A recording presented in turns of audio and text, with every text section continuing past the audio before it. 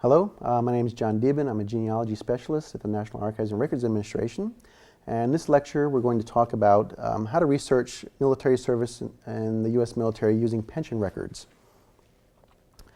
Of course, the pension records that we have here at the National Archives building in Washington, D.C. Document service in the U.S. military between 1775 and 1916. With one major exception, we do not have Confederate pension records. Of course, the federal government did not issue pensions to Confederate veterans. The southern states did issue such pensions to those veterans. So to find them, you would have to go to the state archives, depending on which southern state the Confederate veteran was living in at the time that he applied.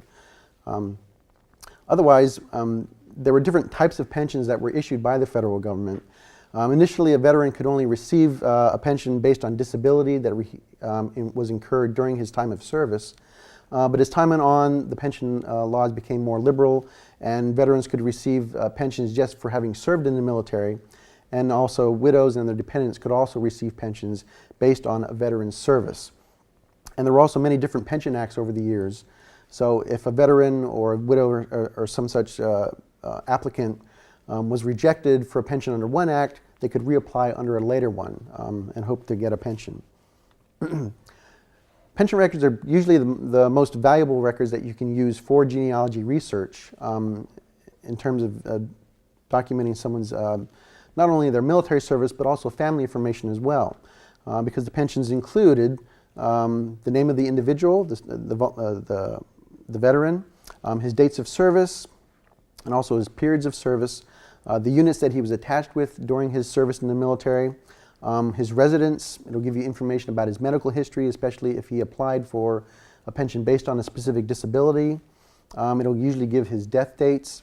And especially if a widow or a dependent filed for a pension, they had to prove their relationship to the veteran.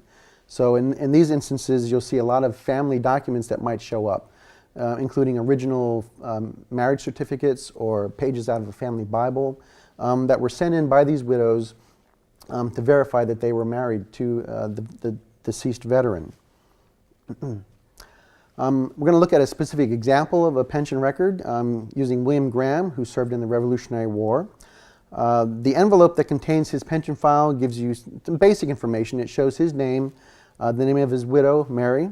It gives you the pension certificate number, and also shows the state that he served from. In this case, both Massachusetts and New Hampshire. Both William and his widow Mary, they both applied for pensions during their lifetimes. William Graham applied for his pension under the Act of March 18, 1818, and then after his death in 1824, his widow Mary applied for her own pension under the Act of July 4, 1836. So both of their pension certificates are included in the pension file. William Graham also had to provide a declaration or an affidavit for his pension to prove that he needed this type of these type of benefits. So the information you can find on his declaration shows that he was 62 years old at the time that he applied on April 21st, 1818. At the time that he filed for his pension, he was living in Hadley in Saratoga County, New York. His declaration shows that he enlisted in Captain Abraham's company of the 1st Massachusetts Regiment in 1777 for a period of 3 years. He indicates that he fought at the Battle of Bunker Hill, which actually occurred 2 years before that service in 1775. And he indicates that he served under Captain William Scott of the New Hampshire line. So there are two different distinct periods of service that could warrant further investigation. Over the years, he indicates that he lost his discharge papers, so to verify his service, he includes a statement from Lewis Scott, who was the son of his company commander, William Scott. And what Lewis basically does is provide a statement saying that, yes, he remembers both William Graham and his father, William Scott, sitting around the fireside in their elderly years, regaling about their military service during the Revolution. William Graham, at this time that he applied for a pension, also had to prove that he was destitute and he needed these benefits. So he provided an inventory of his property, which actually turns out to be pretty meager. He shows no real property that he owns, and his list of personal property is pretty poor.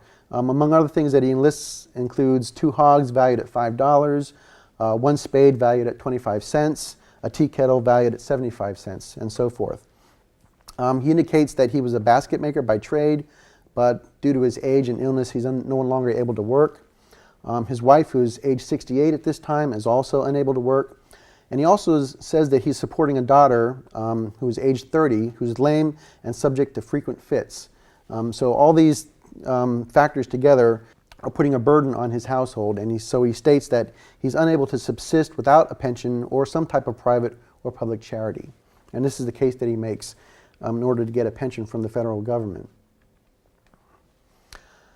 After his death, Mary Graham applied for her own pension, and she again provides her own declaration, filed in 1837, and at this time she was 86 years of age.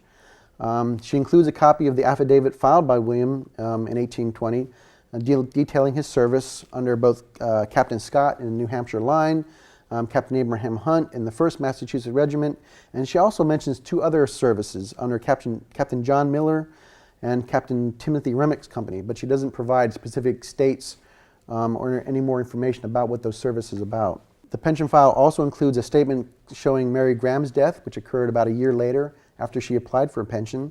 Mary died on June 10th, 1838. The statement of death includes the surviving children and the legitimate heirs who were still living at that time. So it shows that she had 2 daughters, Lucinda Eggleston, who was married to Amos Eggleston, living in Saratoga County, New York, and a Nancy Clayton, who was married to Farmer Clayton, living in Fulton County, New York. So again, here you can find useful information about the family of the veteran. One other type of useful document that you can find, up until the early 20th century, before these pension records were transferred to the National Archives, they were held by the VA, and individuals would still write into the VA requesting genealogy information, so that when a request like this came in, somebody at the VA would look at the file and then type up a summary of the important information within the records. So if you're lucky, you might also come across a typed summary that's also included as part of the record. So we have that in the case of William Graham. There's a 2-page summary. The first, which provides very good information about his service. The first paragraph, again, gives a summary of all his military service. A second paragraph shows specific information about his marriage to Mary. It provides her maiden name in this case, and also the date that they were married. And the third paragraph gives more specific information about the surviving children. And it mentions, as we've seen before, Lucinda and Nancy, and it also mentions a daughter, Rhoda, who we can assume was probably the lame daughter who he was supporting at the time that he applied for a pension. So again, the availability records, the majority of pension records are only available in textual form that we have, with the exception of the Revolutionary War pension files. Those are available both on microfilm and they're online through Ancestry and also Footnote. And you can also find other records on Heritage Quest. Or if you want to request a traditional search of the records, you can use a mail-in form that's also available on the National Archives website at www.archives.gov.